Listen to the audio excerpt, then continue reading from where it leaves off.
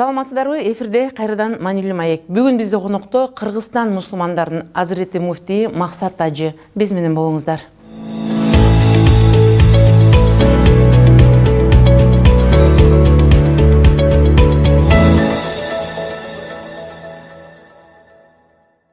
Саламатсызбы, Максат мырза?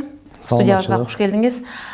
Биздин алгачкы сурообуз мына жакында эле биздин мамлекетте болуп өткөн руханий жибек жолу улуу гуманисттик салттар жана азыркы учурдун чакырыктары аттуу 3-чү эл аралык диний илимий конференциянын өтүшү жөнүндө коомчулукка азын улак айтып берсеңиз. Бисмиллахир-рахманир-рахим. Алхамдулиллах, вассалату вассаламу аля расулилля, амма ба'д. Биринчиден чакырганыңыздарга чоң рахмат. Экинчиден биздин телекөрүүчүлөргө, радио окуучулар баардыгына жылуу салам айтам. Жараткан Алла Тааланын тынчтыгы, мээрими, рахматы, берекеси болсун. Албетте сиз айткандай азыркы сентябрдын 12-синен 14-үнө чейин өзү 13-үндө 3-чү эл аралык ошо диний илимий конференция өттү. Руханий жибек жолу деп. Бул өзү биринчиден мурдагы жылы Кытайда өткөн эле, Урумчида. Ислам ортолук дин деп ушундай. Ал жерде жакшы болду. Өзү мына ал жибек жолуда жайгашкан мамлекеттерге өзгөчө карасак Ханафи мазхабта экен да. Ушу Ханафи мазхабты ушу жандандыруу максатында көтөрүлгөн маселе болчу. Былтыр болсо Орусияда булар болсо Казан шаарында өткөрүштү. Андан кийин мына ушу бизге ушу кыргыз элине насип кылган экен. Алар ушу сунуштагандан биз өзүбүз алдык. Алып мынакей жакшы бир жогорку деңгээлде деп айта алсак болот. Өздөрүнүн баалаганы биз өзүбүздү мактай бербейли. Жакшы өттү. Бул конференцияда эң бир өзгөчөлүгү болуп, Максаттарына токтолуп кетсеңиз. Бул жерде азыр биринчиден Кытайдын Кытай элинин ошол жерде муфтиси, Россиянын муфтиси, анан Орто Азиянын, Өзбекстан, Тажикстан, Казакстан эч биз топтоло албай аткан элек да. Акыркы учурларда мына ушулар топтолду. Бул жердеги азыркы биз айтып атканыбыз, билесиз, ар бир элдин өзүнүн салты бар. Ошол салты канчалык биздин исламдын талаптарына дал келет. Ошо бул биринчиси, экинчиси ушул жерден эле экстремизм. Буну алдына ала, ушуга карап туруп күрөшүү максатында. Азыр эч кимге жашыруун эмес, ааламда ошо бири-бирин коркуткан, үркүткөн, ушундай кан төгүүнүн ушундай бир доору келатат, жала жапкан ушулардын баардыгына ислам дини кандай деп бул чакырыктарга жооп берет. Деп бул жерде 3 темада, эң чоң темада маселелер каралган да. Биринчи диний экстремизмди алдына алуу жана аны чечүүнүн жолдору болгон. Экинчиден мына дин кызматкерлердин бүгүнкү күнү ушу мамлекетке кошкон салымы, алардын орду, социалдык кызматы кандай, бул экинчи максаты болгон. Ал эми үчүнчү болсо диний адабияттардын экспертизасын ушу жакшыртуу боюнча. Себеп дегенде диний адабияттын экспертизасы биз мынакей азыр эгемендик болгонубузга мына 91-жылдан эми 27 жыл болуп атат. Буга диний адабияттар мына эми такшалып келатат. Ошол эле кезде караштырып, туура эмес багытта биздин мазхабка каршы жакта бир үгүттөп койбойбу экен. Ушул нерселердин баарын жакшыртуу максатында ушу 3 темада өткөн.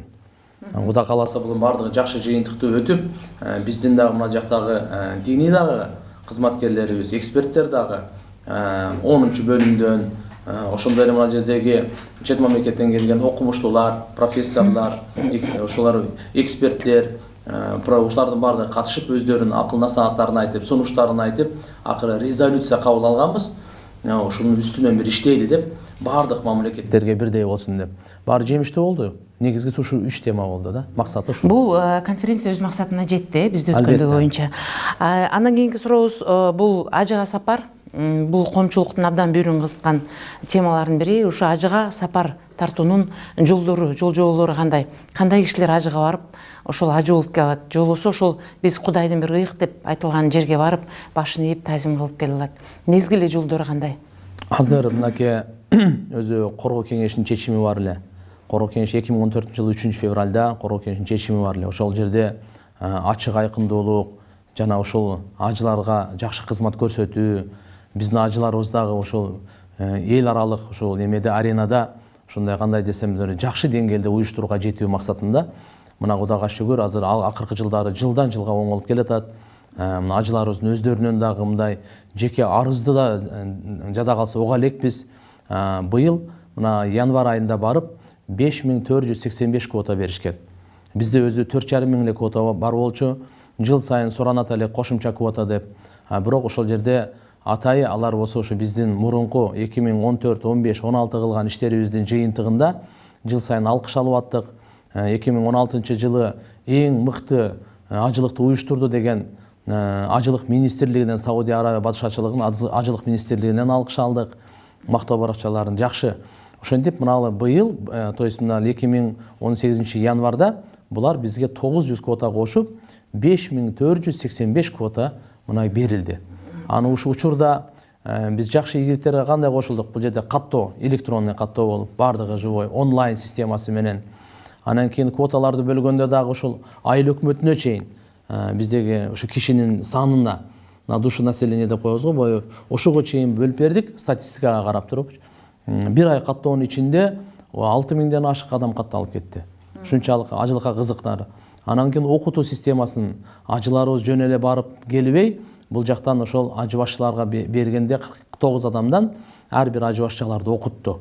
Аябай жакшы, бул жерде мондай зыяраттар бар, бул жерде мону айтыш керек, bundan кийин буну кылыш керек, бул фарыз болот, бул важип болот, бунун максаты мындай, мынчанчы күнү мынчанчада мындай болобуз, ошол жерде коопсуздук, жол эрежелери, саламаттык сактоо маселелеринин баардыгы ушул жерде өзүнө камтыган жакшы неме болду. Атайы биздеги межведомственный комиссия деп коебуз, ведомство аралык комиссия түзүлдү. Эң биринчиден эле буга мына биздин госкомиссиядан, УКМКдан, биздин МВДдан, биздин пограничный, мына ГРСтен ушуну баардыгынан топтоп туруп атайы буга ушундай бир комиссия түзгөнбүз. Мына ушу комиссия баардык конкурстарды өткөрүп, баардык убакыттарды дайындап, мисалы качан ушу счет ачабыз, счетту да ушу РСК банк менен неме кылып, ажыларыбыз бүгүн жүрөгү тынч.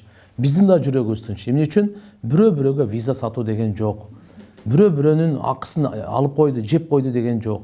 Тааныш билиш менен өткөзүп берди деген таптакыр жоюлду. Мындай жок. Анткени онлайн система баардык катталат, өзү менен өтүп кете берет. Эгерде ошол жерден эле кокус бир ооруп же бир нерсе башка бир кырсык менен эле барбай калса, анан алдыңкылар көтөрүлөт.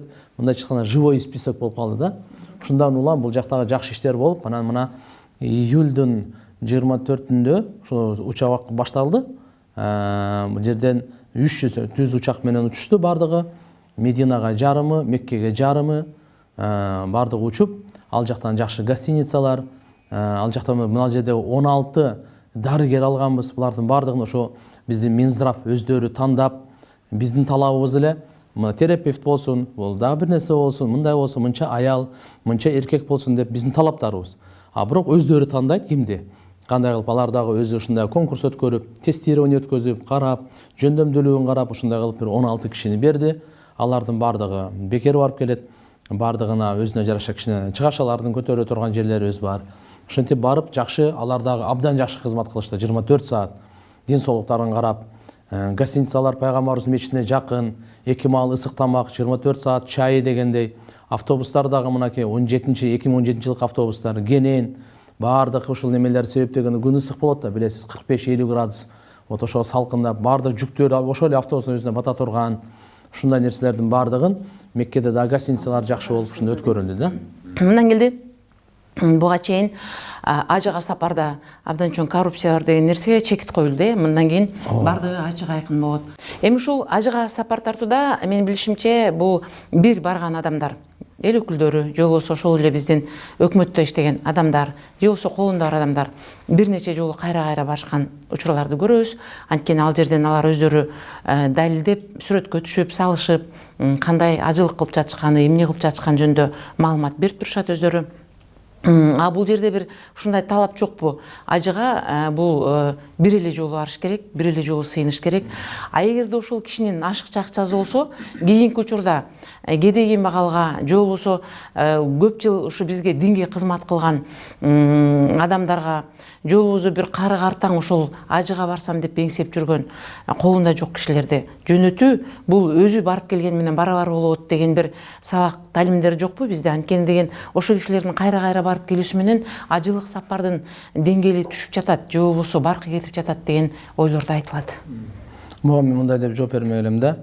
Кур'ан-ы Каримди жараткан Алла Таала өзү ошо ажылык сапарына жол тартууга мүмкүнчүлүгү бар кишиге гана милдеттендиртет да.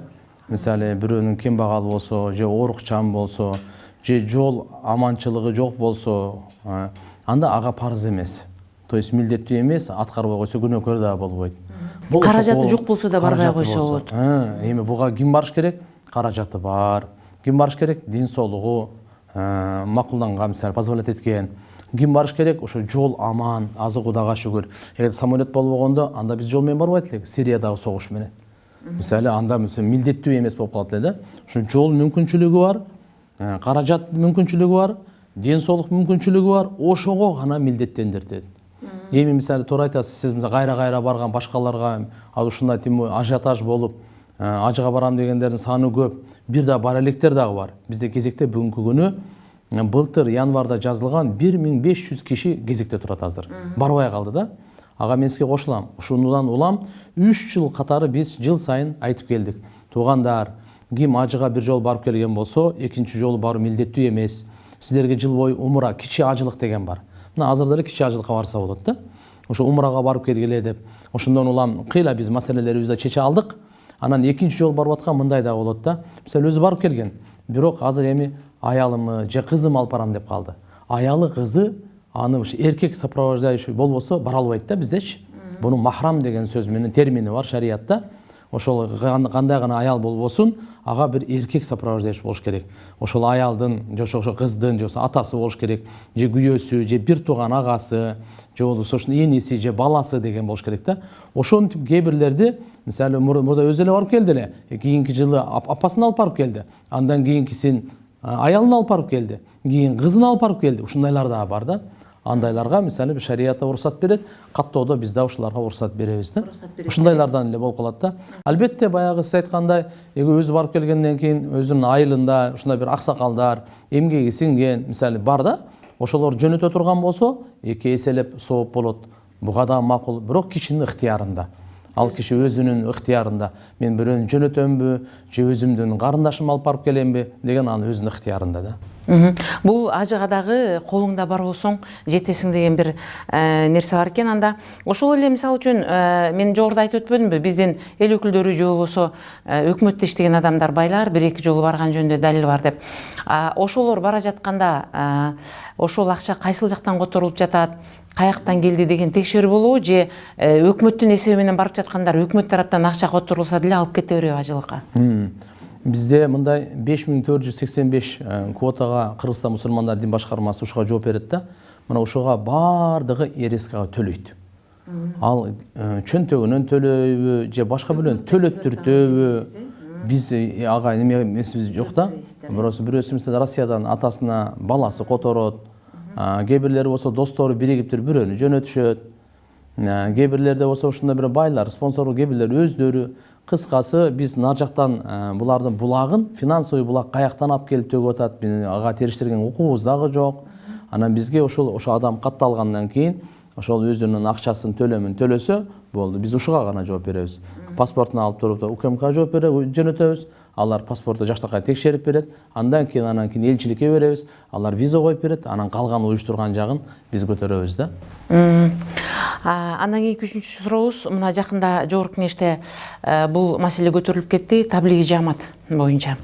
Таблиги жаамат негизи биздин коллективдүү коопсуздук жөнүндө келишим уюму жана Шанхай кызматташтыгы дагы бул нерсе экстремизм, терроризмге байланышкан уюм багыт деп айтылып, муну кошуна өлкөлөр ошол көз карашты карашат экен. Ал эми биздин мамлекетте таблиги жааматты бүгүнкү күндө мен байкашымча бир топ эле белгилүү кишилер дагы жактап жатышат. Алар айтып жатат, бул деген жөнөкөй эле агым. Бул жөнөкөй эле элге даават кылуучу же болбосо элге илимди, дин илимин үйрөтчү эле жаамат, мунун эч кандай коопсуздугу жок деп. Сиздин жеке пикириңиз кандай? Жана бизден Сирияга кетип жаткандардын арасында ушу таблиги жааматтын мүчөлөрү барбы жокпу? Өтө жакшы суроо бердиңиз, актуалдуу суроо. Бүгүнкү күнү туура айттыңыз. Биринчи карашыбыз керек, мынакей таблиги жамаат деп. Бул кандай, эмне деген жамаат? Таблиг деген бул жеткирүү деген. Жамаат деген бир топ уюш, бир топ 3 кишиден жогоркусун айтат да. Бул мына кийин ат коюлуп эле калбаса, атак ар бир мусулмандын мойнунда жакшы иштерди кылып, жакшы ишке чакыруу. Жаман иштерден өзү да тыйылып, башкаларды да тыюу. Бул исламдын чакырыгы. Ар бир диндин өзүнүн чакырыгы менен ошо дин сакталат жана дин ошо дини бекемделет. христиан дини өзүнүн чакырыгы менен, иудеизм өзүнүн чакырыгы менен, исламдын дагы өзүнүн чакырыгы бар. Пайгамбарыбыз Мухаммад алейхиссалам дагы адамдарды ушул жаман нерселерди токтотуп жакшылыкка чакырган. Ошо пайгамбарыбыздын жеткирген аманатын Кудай Алла Таала ушундай берген, ушундай мүмкүнчүлүк аманаттар жеткирген аты таблих деп коет. Булар эми карап туруп таблих жамаат деп, мындай экстремисттик уюм деп кайсы негизде кылгандары өздөрүнүн мамлекетине, себеп ар мамлекеттердин мыйзамдары ар кандай. Кыргызстандыкы менен мисалы Казакстан, Өзбекстандыкы дал келбейт. Көпчүлүк эле мыйзамдарыбыз. Бизде карашыбыз керек, мындан мамлекетибизге пайда болуп атабы же жокпу? Мен билгенде мына 93-жылдан бери 25 жыл өмүр сүргөндөн ушу таблигый жамааттан канча деген адам бул жерге эмне үчүн даватка чыгышат? Өзүн оңдош үчүн чыгат. Мен ушу жаман сыпаттарым кетсе экен, көп сөгүнө берем, алдаймын, уурулугум бар, арак ичип алам, казиного турам, ата-энем какшатам. Ушуларым калса экен, анан көрө имандын жолуна түшөйүн, жакшы жолго түшөйүн, таза жолго түшөйүн. Ушундай бир адамдын жолуна түшөйүнчү, бир шайтандын жолунда жашай бербей деп ушундай кылып чыккандардан негизи өзүн оңдош үчүн чыгат. Бул бир катталган, жоксо сиз келиң, сиз кетиңиз, андай нерсе жок. Ар бир мусулмандын өзү жеке милдети болот. Ошого чыгып, анан кийин аз болсо да кичине динин үйрөнүп, бир 2-3 күн чыгып, өзүнүн руханий жан азыгын алып, руханий эс алып дегендей, ушул жерде биринчиси ушу ла иляха иллаллах Мухаммаду расулуллах. Андан кийин ушу намазды окуганды үйрөнүп, дарат алганды, билим алып керек, сөз Алла Тааланы эстеп дегендей. Ошол эле кезде мусулмандардын укуктары, ата-эненин, аял бала чакасынын, кошуна колоң досторунун укуктары, ихластуулук, анан жакшылыктарды жайылтуу, жамандыктарды жоюу. Мына ушунун аты даават, ушунун аты таблих деп коюшат. Эми ушул жерде 25 жылда карасак, бир дагы саясий иштерге, мамлекеттин түзүмүнө каршы чыккан факт жок экен. Сирияга кеткенде факт. Сирияда кеткенде факт жок экен. Бир дагы. Анан бир күндө мен бир суроону жооп бердим эле. Сирияга кетип аткандар эми кандай болуп, мечиттен вербовка кылып кетип атышат го деген суроону беришти эле бир күндө Спутник радиосунда, эмесинде да телеканалында. Ал жерде айткан, бир айткылачы мага ошо кайсыл мечитте мисалы вербовка болуп кетти. Андай жок. Балардын баардыгы эң негизгиси эле мына интернет деген биздеги ушундай бир бале болду. Туура жакшылыкка иштетсек жакшылык эле.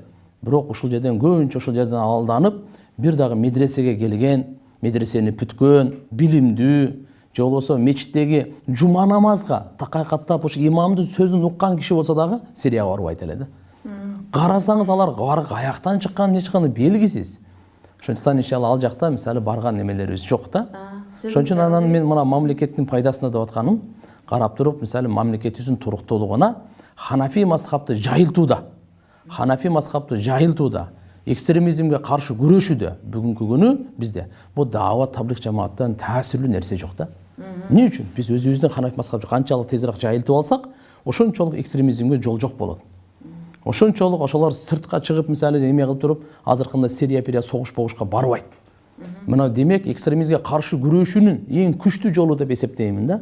Болбосо мына экөөбүз сүйлөп атабыз, радио, ал менен болбойт. Качан биз элибизди кыдырып, аралашып, көрүп билсек, анан бирден отуруп түшүндүрүп, жакындамалашып, аны жакшынакай бир мечитке тартып, үй бүлө бала чаканын маанисин берип, патриоттук сезимди ойготуп, мына ал нерсе бөлөк. Ошого мына иштеп турат. Мындан келди сиз деген бул таблигий жамааттын алып барган иштерин колдойсуз. Бул жерде ушу бир көрөрмандарга да сиздин келгениңиз жөнүндө айтканда, алар тараптан ушул темада келген суроо бар экен. Мен Каракол шаарынан экен. Мунун да аты Максат экен. Бул айтат, мен билгени дейт, сизди мындан бир топ жыл мурда сиз ушул таблигий жамааттын мүчөсү болчусуз дейт. Сиз ушул боюнча бизге деген сабак өтүп, өзүңүздүн кеп кеңешиңизди айтчу элеңиз дейт. Бирок кийинки учурда бир сизге журналисттер суроо бергенде, жок, мен ал таблигий жамааттын мүчөсү эмесмин деп өз пикириңизди айттыңыз эле. Бүгүнкү күндө сизди кандай таанысак болот дейт. Өтө жакшы суроо бериптир. Таблигий жамааттын мүчөсү элеңиз деп ал өзүнүн ою. Бул бир уюм эмес. Бул бир кыймыл эмес. Бул бир бардык мусулмандардын мойнундагы болгон чоң милдет. Мен түшүндүрө алдымбы? Экинчиден болсо, бул жердеги азыркындай бир мүчө болгонго ол катталган, бир өзүнчө бир корочкасы бар, же болбосо мындай болгон, мындай эмес. Ар бир мусулман. Мен мисалы эмне кылам азыр? Курандын тафсирин жазып атам. Курандын тафсирлерин жамааты деп атап коёт. Мисалы, азан айтса азанчылардын жамааты.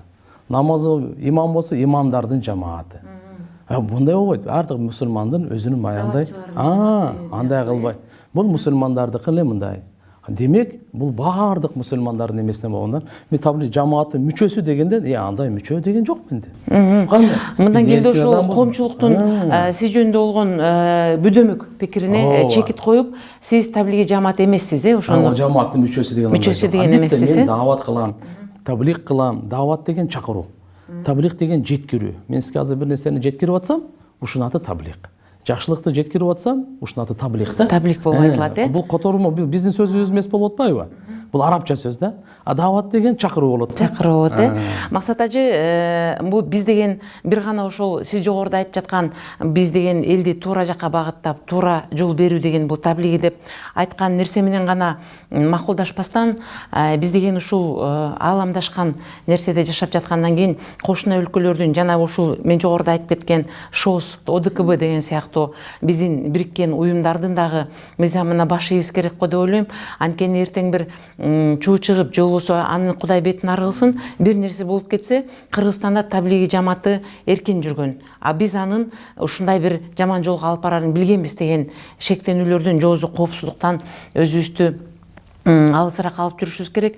Менимче ушул коомчулук ушу таблиғ жамаатына өзүнүн ой пикирин ар кандай айтып жаткандан кийин биз деле бул жамааттан алысыраак болуп, же болбосо бул жамаатты жокко чыгарып эле башка жол менен деле даават кылсак болот да. Таблиғ жамаат эмес, сиз жогоруда айтып өткөндөй бир кандай бир ынтымак жамааты, же болбосо мусулмандар жамааты, же болбосо ыйманга чакыруу жамааты деген сыяктуу нерсени түзүү эле.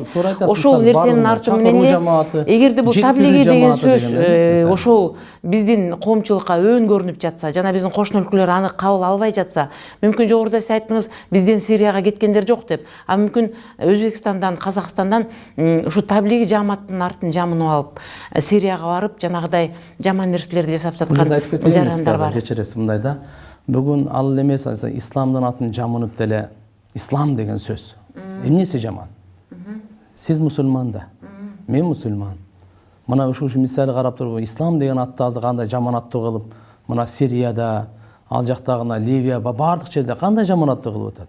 Ат жаман аттуу кылган менен жаман аттуу боло бербейт. Буну жакшы түшүнүп алышыбыз керек. Ол жараткан Алла Таала өзү сактап койгон. Биз канча жолу айтабыз, ислам тынчтык дегендин маанисинде. Бирөө мисалы ошондой исламдын атын жаман аттуу кылып, жамынып алып, туура эмес кан төгүү кылып атса, ага мындайча осуждать этип айтып атабыз. Бул исламга тиешеси жок. Куддун ошондой эле бир неме кылса, анын таблиғка тиешеси жок. Анын эрежеси бар. Мисалы бирөө саясатка аралаштыбы? Жөн эле мисалы кандай исламды жамынып же таблиғ жамынып, анын тиешеси жок деп айтып атабыз. Куддун ушундай эле. Биз мына жердеги биздеги азыркы ханафи мазхабты, өзүбүздүн динибизди бекемдегенде, жаштарыбызды тарбия кылганда баардык жолдорун колдонойлу. Мына азыркы сүйлөшүп аткан бауырлашыбызды дагы, мындай телевидениянды дагы колдонойлу, гезиттерден дагы колдонойлу. Туура жолго тарбиялаш үчүн, ар бир барып туруп мисалы ошол үйлөрдү зыярат кылып, аксакалдарды зыярат кылып, буларды дагы колдонойлу. Бул мисалы карайлы да бизчи, биздин мамлекетибиз демократиялык жолду тандагандан кийин анда жол болсо аларды карасаңыз, алардын түзүмдөрү кандай. Ошон үчүн мисалы мен ойлойм, мындай салыштырып андай эмес, балким биз келечектеги кыргыз элин, кыргыз жерин ушул жерде сактап кала турган туура, пайдалуу, жакшы ушулардан эмелерди, кадрлар чыгарыш үчүн кандай жолдорду карайлы. Пайдалуу болуп аткан болсо колдонушубуз керек. Зыяндуу болуп аткан болсо токтотушубуз керек. Эгерде фактор ушундай белгилей турган болсо, аныгы менен андай сөз мындай эмелерге бөгөт коюшубуз керек. Буга мен толук макулмун. А бирок мына жерде карап туруп, эгерде биздики азыркындай мамлекетибизге, элибизге пайдалуу, ыйманы бекемделип атса, адеп аклагы оңолуп атса, аны бир нерсени айтып кошуп кете турган нерсе да, кой аксагы менен миң. Бир адамдын жеке человеческий фактордуку менен ошол мисалы чоң бир кылып аткан бир иш андай бааланбайт. Мисалы ажылыкты биз потом таза кылып атабыз. Кокус бир өкө тияктан кокусуна бир нерсе кылып берсе, а биздин бардык ажылык кылганыбыз үстүнө суу себилбеш керек. Мисалы бир депутаттын эмеси менен бардык депутаттарды андай деп айтпайбыз. Бир журналист менен сиздер мисалы бир журналист туура эмес кылып койсо, бардык журналисттер андай эмес. Вот өздөрүнүн бул функциональный милдеттери бар. Ошондой эле дин кызматкерлери, бир дин ушундай. кызматкеринин туура эмес жасаган кадамдары үчүн башкалар жооп бериш керек. Сөзүңүзгө аралжы, бул жерде дагы бир биздин окурмандардан, көрөрмандардан келген суроо экен. Бул мечитте иш алып баруу. Мисалы үчүн биз негизи эле пенделер кыйналабызбы, же сүйүнөбүзбү, же бала төрөлөбү, же келин алабызбы, ушул мечит мындай келде бир Кудайдын үйү катары, ошол мечитке барсак биз Кудайга жакыныраак барып калган сыяктуу эле мечитке барабыз. Ошол учурда дейт, биздин мечитке барганда, мисалы үчүн дем салып бериңиз, жогузу мен ушундай кыйынчылык башыман өтүп атат деген нерселерге дейт, атайын мечиттердин, биздин Борбордук мечиттин ичинде дагы дейт, ставкалар бар дейт. Сен мынча төлөйсүң, мынча бересиң деген. Мүмкүн дейт ошол адам эми бизде ар кандай болот да, мүмкүн чөнтөгүндө бир тыйыны жок эле, ошо Кудайдын үйүнө барып бир жакшы сөз уксам, жакшы бир нерсени билсем деген максат менен келет дейт. Бул кандай түшүнсө болот? Эмне үчүн ошол мечиттин ичинде атайын акчалар суралат деген оюн айтыптыр биздин көрөрман. Бул боюнча сиздин пикириңиз кандай? Жакшы, буларга мен жооп берип кетейин. Биринчиден, бул биздин имамдарыбыз, ошол жердеги мечитте кызматкерлер, сопулар деген бар, атайын дем салган.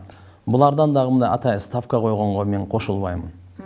Мүмкүн кокустан мына азыркында бирөө келип калгандагы бирөөсүнө жолугуп калган, ага акча керек болуп айтып койсо, анан бар ставка бар экен деген мындай жок. Сиз жогоруда айткандай эле, жана бир карын майды бир кумалак чиритет деген сыяктуу. Кыргыз эли буга эч качан мындай мынча акча берсең, жаназаңы окуп берем.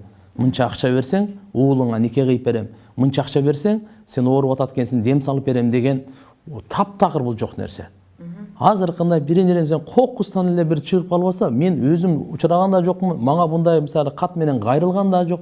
Эгерде ушулар кат менен кайрылса, биз ошон үчүн турабыз. Кыргызстан дин мусулмандар башкармасы элдин катын угайлы, элдин ушу факт менен гана качан барган экен, ким дегенге барган экен, ким ошол жерден ставка айтыптыр. Биз ошону чарасын көрөбүз, ошол жерде реагировать этип көрөбүз. Ана мынандай кылып туруп, мисалы ол азыр 2800 мечитибиз бар, бир 3000ден ашык имамыбыз бар. Ошонун бардыгына эме тийип атпайбы? Демек, бага тескерисинче караңыз, 1 сом айлык албай, ушу күнгө чейин, мисалы, азыр эми стипендия алганда 5000 сом. 5000 сом сиз мисалы 4-5 бала алууга жетет деп ойлойсузбу? Мисалы, 5000 сомго кимге жетет азыр 5000 сом? Бул дагы ушуга да шүгүрүнө имам фонду аркылуу мамлекетибиз ушу имамдарга кичине жардам болсун деп 1,5 жыл болду. 70 жылдан бери биздин канча имамдарыбыз 1 сом айлык албай эле, соцфонд пенсия албай эле, ушу Кудай үчүн ушу кызмат кылайлы деп өлүп калса ошону жиркенбей кирип жууп, сасып кеткенден бери жууп бардыгын. Ажырашып кеткендерди кайра баштарын бириктирип, кой, балаңар бар, 2 балаңар, 3 балаңар бар деп. Соопчулук иштерин жасап жатышат, Соопчулуктарын айтып, ал жагында айтыш керек. Мындан келди, бизден ошол бир муктаж кишилер мечитке кирсе, анын акчасына карабай, эч нерсесине карабай эле, бай кедейлигине карабай, ошол дин кызматчысы тез караш керек. Дагы ушу көрөрмандардан келген 1-2 сурообуз бар, ошого да көңүл буруп кетсек, бул деген Чүй областынан Эрмек деген бала экен. Мен бир сиз жөнүндө бир имиш уктум эле дейт. Бул нерсе дейт элди аралап жүрөт. Сиз ушуга да бир өзүңүздүн пикириңизди айтып чекит коюп кетпейсизби? Экис өлкө башчысы Атамбаевка сиз кезигип, ал жөнүндө бир ууматтуу түш көргөнүңүздү айтып бергениңиз дейт. Ал ууматтуу түштө Атамбаевдин кайра эле президент болуп келери жөнүндө айтылып, ал киши сизге чоң бир белек берген экен. Бул сөздүн канчалык чындыгы бар дейт. Муну мен билбейт экем. Мен о эмедеги 2015 жылы 15 жылы түш көргөн элем. Ошо түш көргөн эме элем, ушунча түш боюнча айтылып калды. Ошо бир түштө Рамазан айында болчу. Ошо түш көрүп эме кылып жатсам, түш көрүп калдым, карасам, Аны шыршаныштен ошо бут кийими алдыңкысы алды жагы ачылып калган экен мындай. Анан ким бул эмне болуп калды деп анан мен алып кагып 2015 жылы. Кийин мен тууралуу буну жорусам түштү. Мен тууралуу бир адамдар туура эмес маалыматтар жеткирип жала жапкан экен. Жала жапкандан кийин мен анан кийин айттым. Өзүнө ошо Алыш Шаршенович мындай болгон, мындай десем, ошол жерде сүйүнүп анан кийин курсант болуп, ыраазы болуп, жакшы экен Кудай кааласа мынакей ошо диний саясаттагы белгилүү Кудай кааласа биз дагы бир жакшы бир салым кошот экенбиз деп ошондой неме айткандан кийин анан белек берген. Анан кийин кайра келип мындай болот дегенде болот мен билбейм. Жакшы болду бул сөздүн биз жыйынтыгын чыгарып коебуз. Анткенде бул жерде тиги баланын айтымы боюнча көргөн түштө сиз айтыптырсыз, Алмаз Шаршенович, сиз деген апа-пакай ат минип алатын канаты бар экен, өйдө көздө учту. Мындан келдиңиз кайра экинчи жолу президент болушуңузга жол ачылды деп айтылган нерсе экен. Мунун чындыгын айтып туура кылдыңыз элге. Бул мындандар көбөйө бермек. Мындандар да көбөйө бермек. Андан кийинки биздин көрүүчүбүздүн суроосу мындай да, бул нерсеге мен дагы кошулуп кетет элем.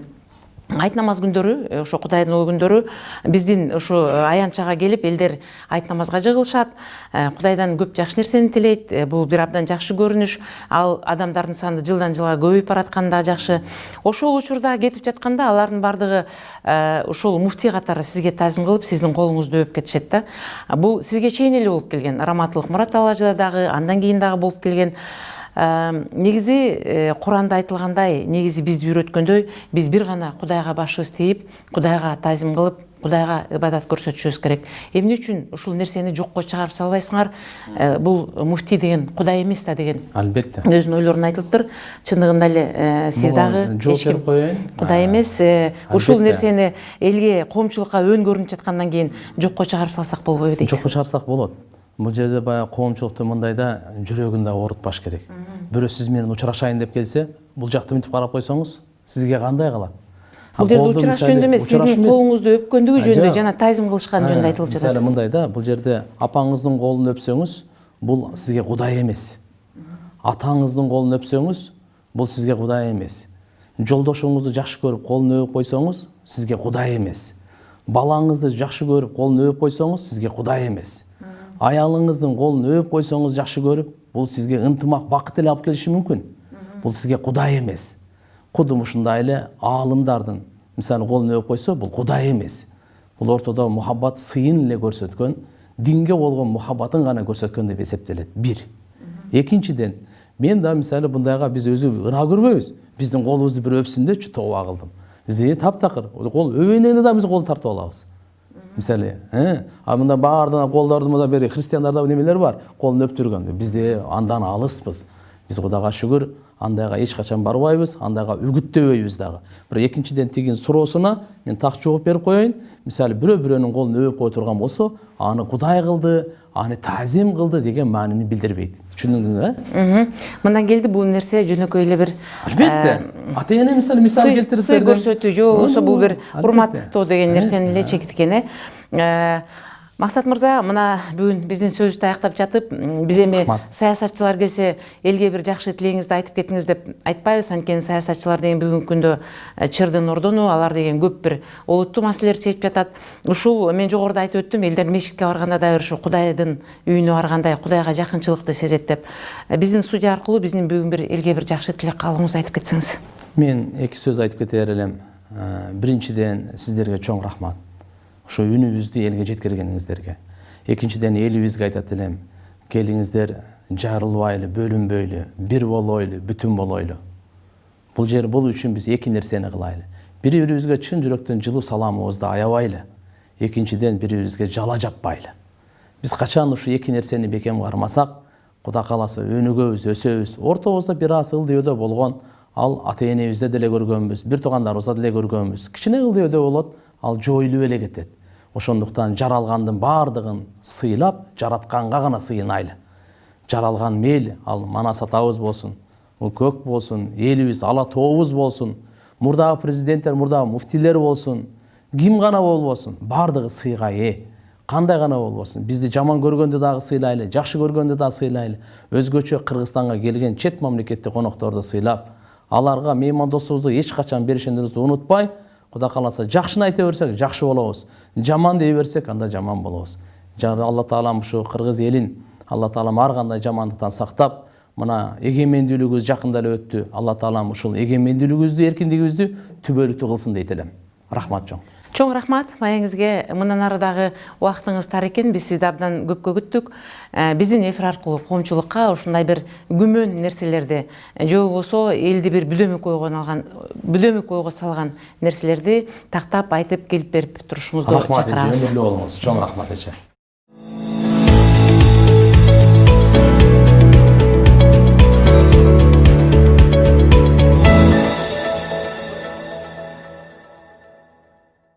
Ушуну менен маанилүү маегибиз соңуна чыкты. Сиздерге бүгүн Кыргызстан мусулмандарынын азиретти Максат ажы келип маек куруп берди. Берүүнү мен Үмүт Мукамбетова алып бардым. Кайрадан кезишкенче саламатта болуңуздар.